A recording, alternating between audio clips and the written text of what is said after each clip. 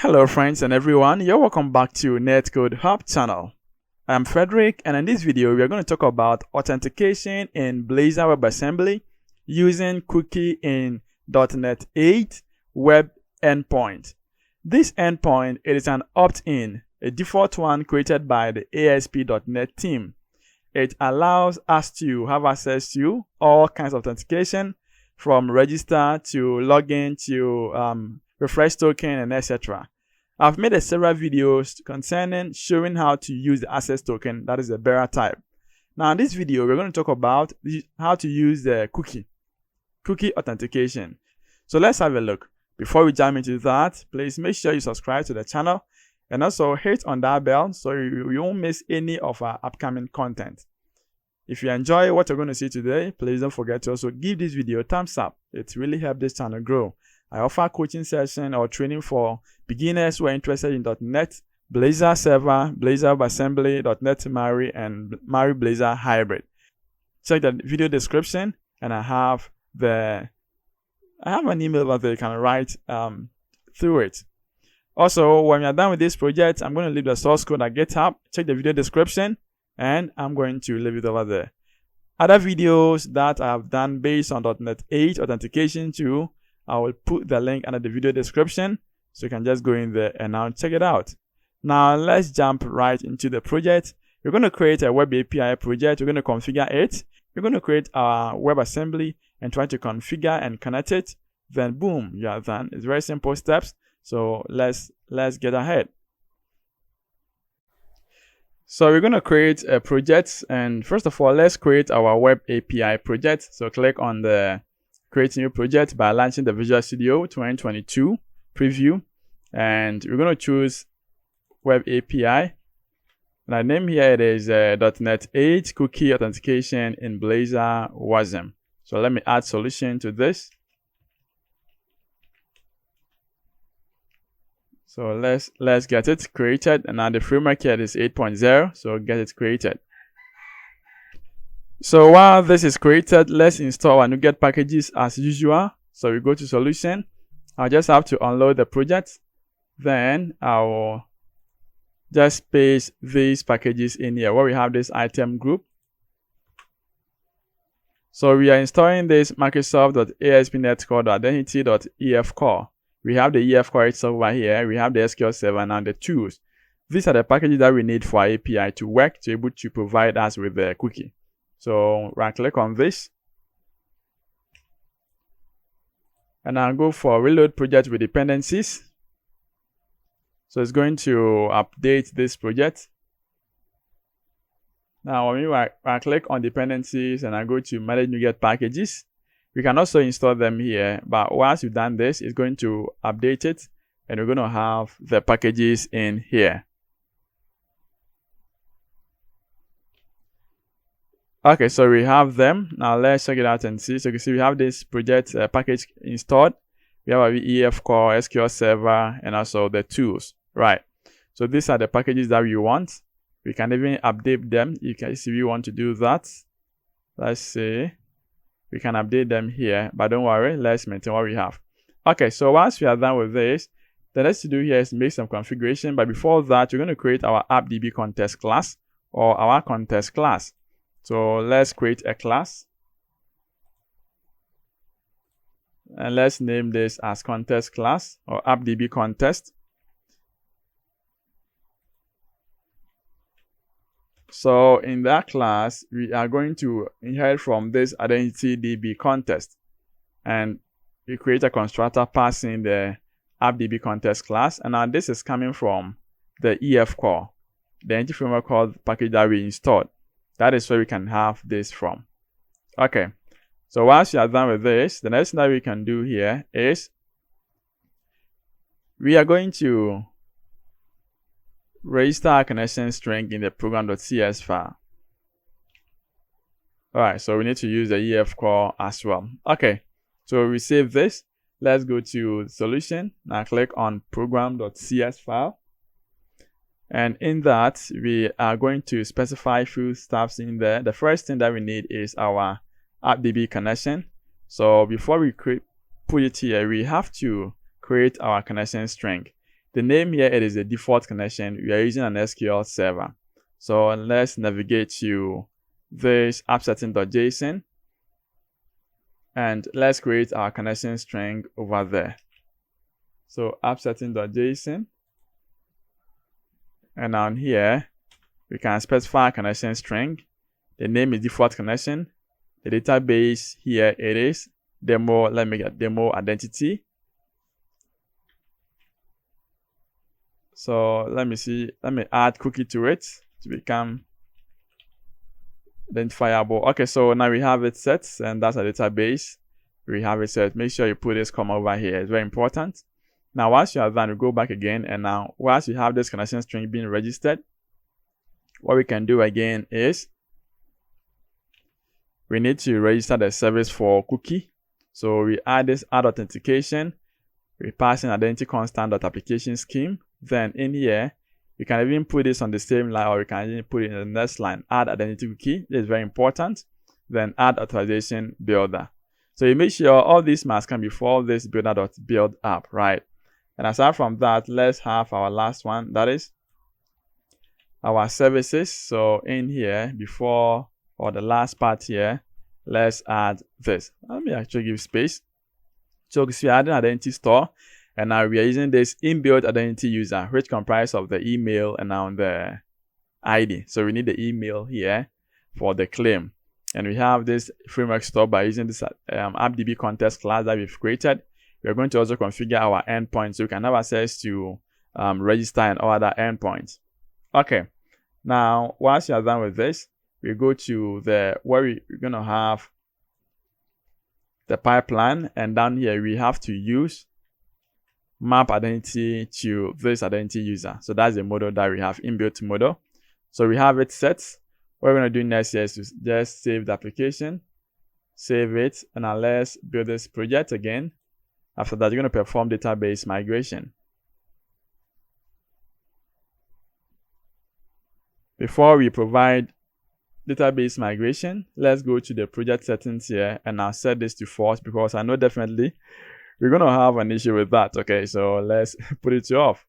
Now let's add the migration to this project. So add as migration, give it a name. I like using first. Oh, wrongly spelled. As you can see, demigration. So that is an add migration, and that is first. When this is done, we are going to update it. So update database, and it's going to run all our migration file here to create a table and on the various columns in the tables. So now this is done, let's run this application and see the endpoint.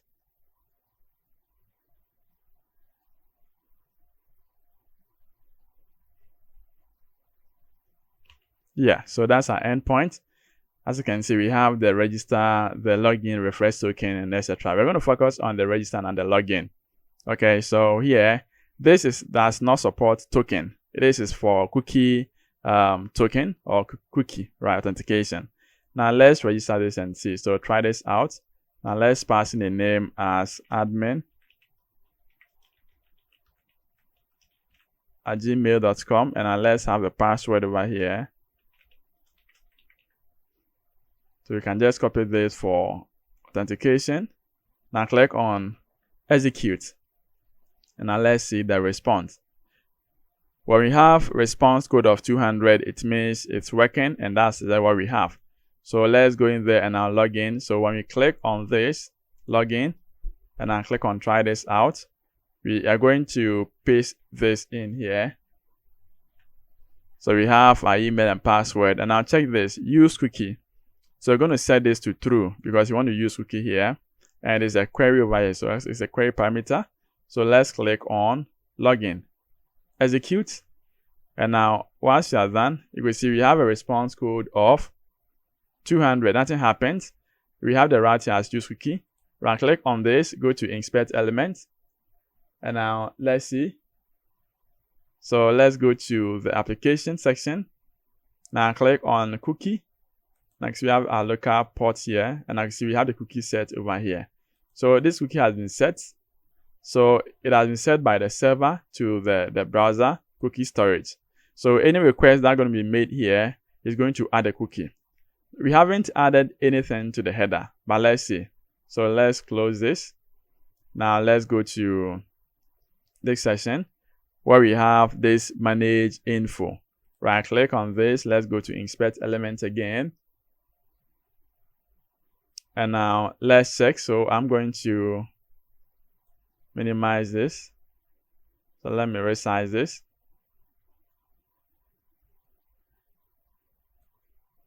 Maybe we have this here. Okay. Now, if I click on this get info, let's click on the network tab. Now, see what's going to happen. Get manage info. And now let's see, a call will be made.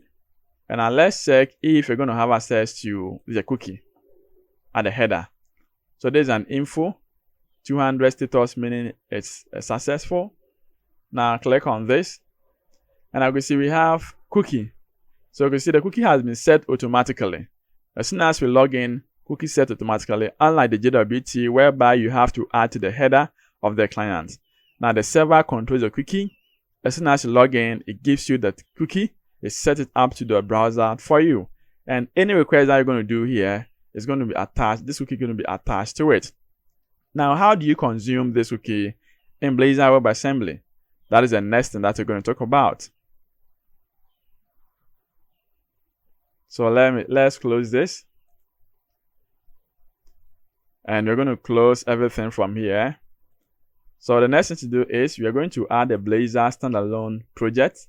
So right click on the solution, click on add new project, then Blazor WebAssembly standalone. Let's put onto that, and now here that is going to be Blazor WASM. So let's click on next. We choose the same framework of 8.0. Sorry, not 7, is 8. Take note. And let's click on create.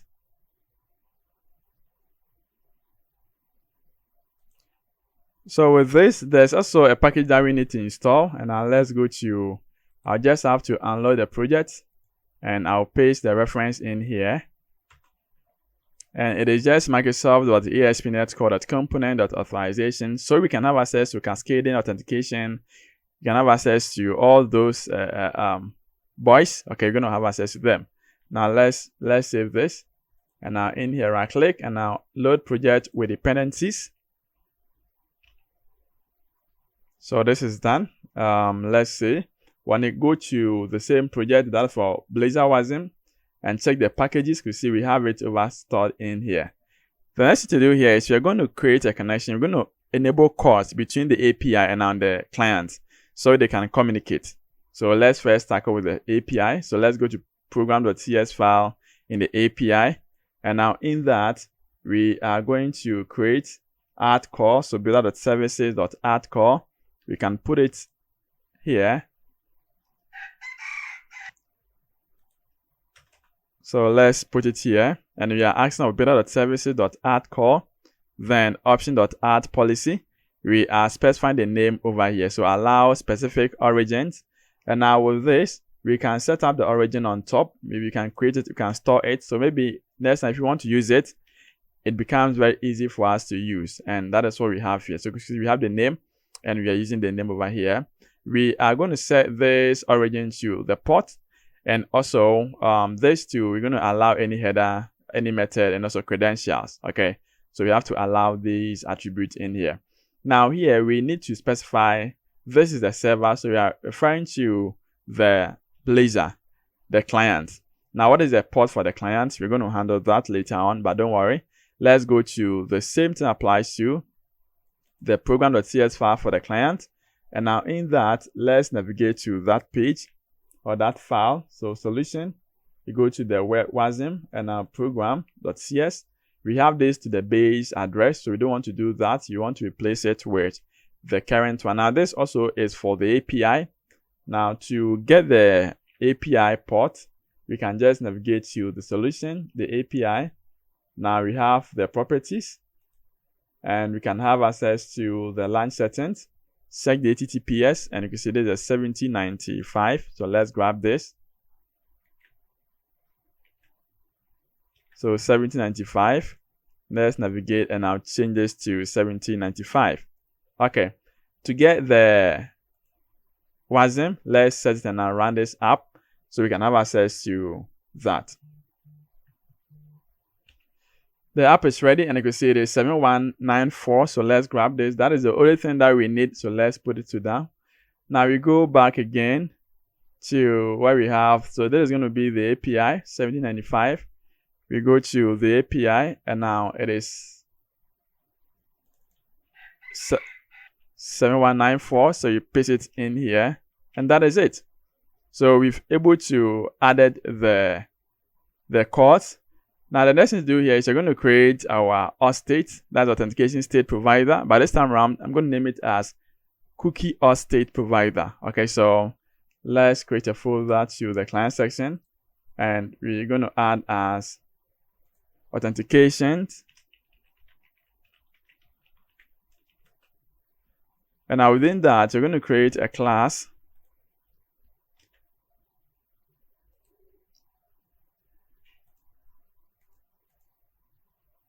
So the name of this class, that's a Cookie Authentication Provider. Now I know this must inherit from this authentication state. We have an inbuilt method that we can implement as an abstract class. That is this. So in here, we are going to inject our HTTP client. So on top here, we create a constructor and I inject our HTTP client in here. We initialize it perfectly. The next thing we're going to do here is we are going to create an instance of a claim principal. Then we're going to call an endpoint to see. So we create a claim principal here, and we pass this as no identity. So this is, as soon as you call this, it means anonymous. Then here we are making a request to, so with this, let's make this as an async first. So you can see from here that we are making a request or a guest here to this manage info. So you can see when you run our API, we're able to have access to this manage info. So if we log in, the server is going to set the cookie to our browser straight for us. So as soon as you call this, by then our cookie is already in the section. Then we can now make inclusion to that cookie. Now, this here, it is including the browser or the cookie credential. Okay, so remember that when you check this program.cs file, in the server, we added allow credentials. So mostly, it's good to actually include it in here. Maybe in case the browser forgets to even include that, you tell the browser, hey, include the credentials to the endpoint that you're going to fetch. Now, we send it. Then we check if the status code is within the success code. Then we are going to read a string. So when you read a string, it is going to return a user info. User info is an email. Okay, so normally in case you have multiple properties that you want to return, you have user info here. So this must be a class that we have to create. So let's create that class. And user info contains only one property. So let's put it here as add a new class, user info. And now with this, we have just one property in as email. So we're going to retrieve the email. Let's save that. So we're going to retrieve the email here. So we see from this that we are using this JSON serializer options. Property name against, if we want to skip that, we set that to true. Okay. So maybe this is capital E. That one is small e. That's a small e. That's a lowercase and uppercase. We want to skip that. As far as the name matches, we want to get it set. Now we check if the user info is not null, then we are checking here. You see, we are repeating the same thing. Claim time.name and email. We are setting it to the email because we have only one claim from this endpoint that we created or we called. That's an opt-in endpoint from the ASP.NET team. Then we are using it for our claim identity. Then at the end of the day, we are going to return authentication state. We pass in the user. So user is going to assign, we're going to assign this and now store it over here as an ID. So when you call this user, user is also assigned to the ID. So definitely the user here is going to contain all the claims set in here. But in case it is null, then the user set here default is anonymous. Then you're going to return it as anonymous. Now the next thing to do here is another method that we need to create here. It is to log in. So while logging in, we have to call the endpoint. And as soon as we call the endpoint and checks and validate our token or our cookie as correct, then it's going to set to our client header.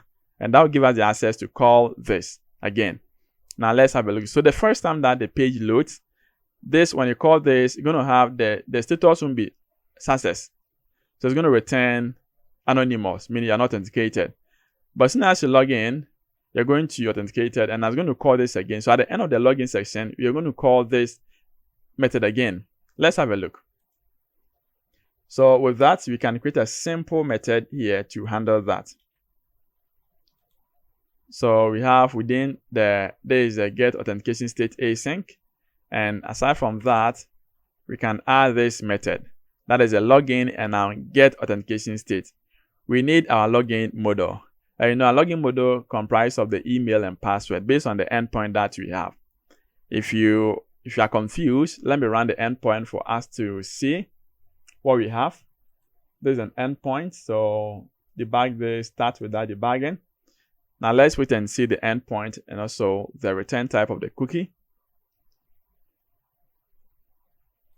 So check up here, there's a post. Now if I click on this for the login, this is what we need. We need the email and then the password. So that's the login email, right? We need the email and password. Okay. Now if you check our manage info, it is returning only an email and it's email confirmed. So this is what we need. We don't need this. So that's why we created only one property for that. I hope this is clear. Thank you. So now let's get back. We're going to create our model. So we put it here in the authentication. So add a class, then login model. Within the login model, what we are going to do here is we're going to just specify two properties for this login. And we're going to say email and password. As you can see from here, we go back to the authentication state and now we check. So here we are just using a sample data here. Okay, maybe you can just create an text box, a form, then you can submit to this. But don't worry, we're going to connect this to the the index page. So maybe when you create a form, you can even call this authentication state in there and call this specific method to log in. This is the default one that we have. Okay. Now, when you check this, we are converting this into, we are serializing this into a string. Then we pass on to this. The method here is post, and I'll take note. We are posting to this login use cookie. We set this to true. So there is a query string parameter. Use cookie to true. We set this to true. And now there is a content. So this here is a JSON content that we have stringify, and we are sending it to this endpoint. Then we make sure we have this also inclusive. Check and add the credential, and also send it. If it is true, if the response here is true, because the response here is going to be 200, that's okay. That is if it works. So we check if it is status code, then it means it has worked. So what we're going to do here is we're going to notify authentication state by calling this method again. So when we call this method again, as soon as this works, it's going to set the token or the cookie to as browser. Then calling this method, we have the cookie already set. We can now get the info and now authenticate ourselves and now get a token and move on with it. Okay, good. So that's what we're going to do. Let's save this. After doing this, the next thing that we're going to do here is we have to surround the Cascading authentication in the app.razor. So the routing, let me just grab this right ahead. It's the same thing. So we go to the app.razor in our browser. Is it in our browser? App.razor in our browser. Okay, that's a rhyme. So app.razor in the Blazor WASM. So that's a client section. Then in here, we can surround it here. So I'm going to just copy this and I'll surround it with the Cascading authentication state. Okay, now let's navigate to the the weather forecast. So there's a weather forecast for default one. And in pages, weather forecast. So here, instead of getting from the hard-coded file, we want to get from the API. Okay. So from the API, we are going to check. Let's first inject. We have this HTTP client here injected, but I'd like to rename to this HTTP client. Then, what we're going to do next here is in the code section, when the page initializes, maybe we can just call this method to get the API, to get the weather forecast. So as the page initializes, we are going to call that. But in order to call that, you see we are calling a method in here. The request message here, the type here is get. That is the endpoint. If you check the controller, solution, controller, open it, weather forecast. The name here is weather forecast. And at the route here is the name of the controller. So there's no API here. So we're also doing the same. There's no API, weather forecast straight ahead. And we have the method known as get. Remember the app to use the credentials from the cookie. And also we send. If the status code is success, then you want to visualize it and I read from it in a string format in an array. Then there's a list we loop through over here. Okay, so that's all that we are doing. Let's save this.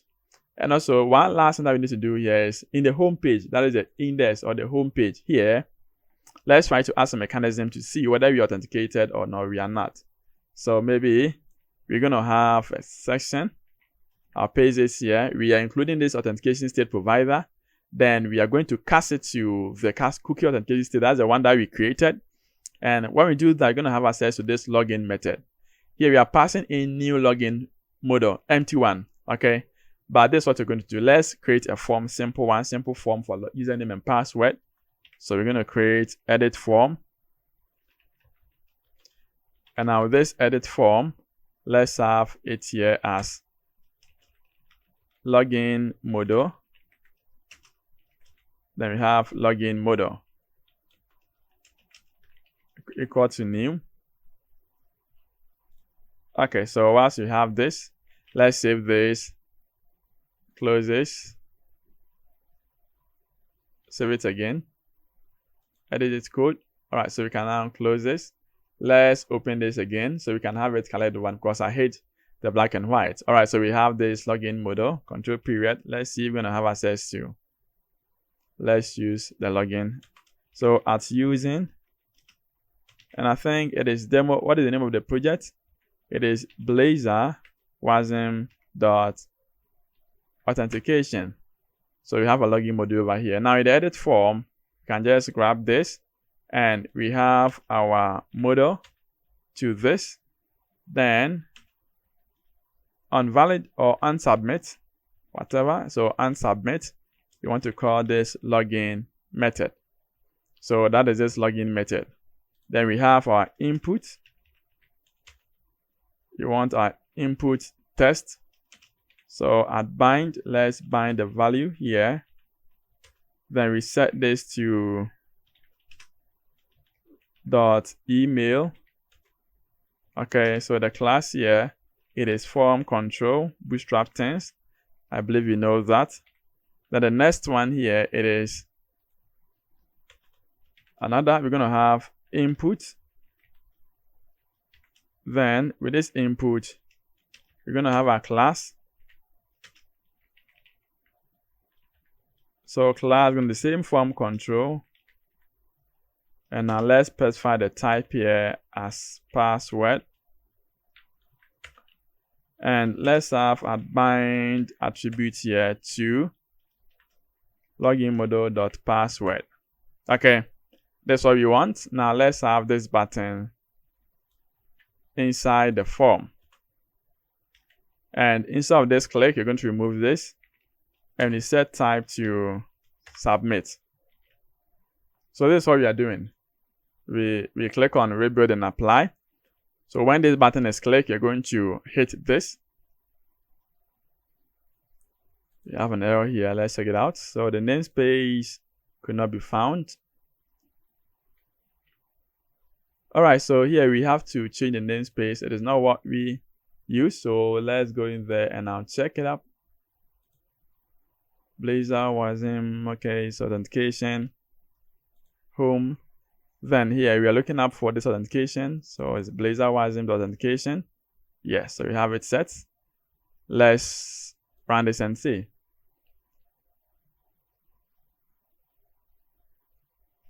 Alright, so we are having an issue here, and I think I know the problem. Let's go to the section in here, and what we're going to do here is we have to register the authentication state and also add authorization core service. So let's put it down here. So that is it. Now let's do it again. Let's refresh the app. Now let's go in there and put the breakpoint. So you can see we have here, you are not authorized. It is coming from the home. So you can see we are using this AuthorizeView. And in here, we have hello, if you're authorized. If you're not authorized, we're going to see this. And in case it is authorizing, we're going to see that, okay?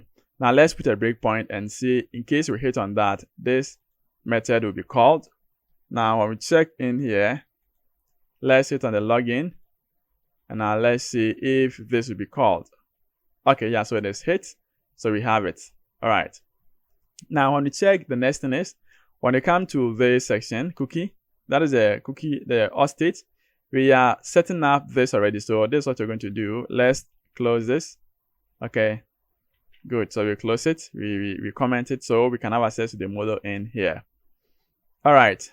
Now let's refresh once more. So it is ready. Now in here, this is what we're going to do. Let's run the API too. So right click, go to the API, right click on it, and now debug and go to start with that debugging. And you know that we created an account known as admin. And right, so admin@gmail.com, and that is the account that we created. So we're going to use that to log in and see. Let's open this. Now right click on this and go to inspect. Now let's check with the app section. So here, application. You can see that from cookie, we have nothing in here, right? And if I click on weather forecast, we have an error. So let's check the error up and see what entails. And we check here, you can see it is saying it could not, it was blocked. And let's see. So it could not fetch.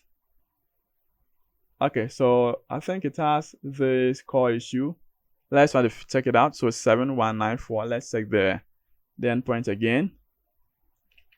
So we check the settings again, and now we have the core set up over there. But we see we did not use the core, right? So let's use it. I think that is the issue. We have to use the core in here. So on top of this, let's use the core that we have created. So let's save this. Let's refresh this again. And while this runs, we're also going to refresh the API because we've made some changes in here. So solution, we'll click on the API, debug, and I'll start with that debugging. Yeah, let's use that. So let's wait for them to pop up. Okay, so it is ready now. Now right click again and go to inspect. And let's check the console. So click on weather forecast. And okay, so we have it. Now why are we having it? Because we've registered already. So let's see. We go back to the network section. And you can see we have this weather forecast. If I click on it, let's check it up and see what we have. Okay, so we are not having the cookie in here. But the question is, how come did we retrieve that? Let's check the console. All right. So when you get back to the home, you are not authorized, but we are having access to the weather forecast. Okay, so it means there is an issue. Let's check that. So you can see that in here, we have a call being made, and the status code is 200, meaning it is working. We did not protect the weather forecast endpoint. So we go back to the same settings, solution. Then we check the controller, weather forecast, and in here, let's put an authorized attribute here. So let's protect it. You can put it down here on top of this. And now this is authorize. So control period, we need to use that. We did not specify this modal. So this is a login modal. And instead of passing in, we pass in empty. So let's pass this, save that, reload the page again.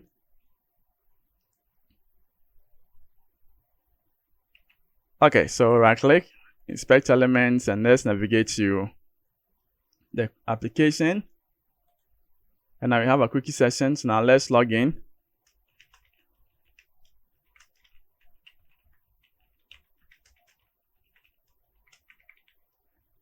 Now, if I click on login, let's wait and see. It's going to call the API. Good. So you can see the API has now been called in here.